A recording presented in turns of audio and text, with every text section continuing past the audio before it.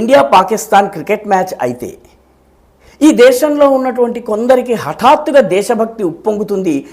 తమ దేశమైనటువంటి పాకిస్తాన్ జిందాబాద్ నినాదాలు ఇస్తారు. ఉండేది ఇండియాలో, తినేది ఇండియాలో, పెరిగేది ఇండియాలో, లాభాలు పొందేది ఇండియాలో, కానీ పాకిస్తాన్ జిందాబాద్ నినాదం ఇస్తారు. అలాంటి వాళ్లకు కష్టకాలం మొదలైంది.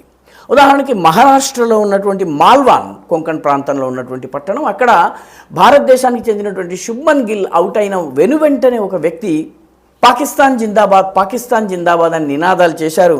ఈ విషయం తెలిసినటువంటి ఫడ్నవీస్ ప్రభుత్వము ఆయన ఇల్లు అక్రమంగా నిర్మాణం చేశారు కాబట్టి మొత్తం ఇంటిని పూర్తిగా నేలమట్టం చేసింది బుల్డోజర్ ద్వారా. అదేవిధంగా గుజరాత్లో కూడాను భారత్ గెలిచిన తరువాత హిందువులపైన దాడి జరిగింది. ఈ కేసులో కూడాను 7గురిని అరెస్ట్ చేశారు. అరెస్ట్ అయిన వాళ్ళలో షకీల్ హసన్, షారుఖ్ పఠాన్లు కూడా ఉన్నారు.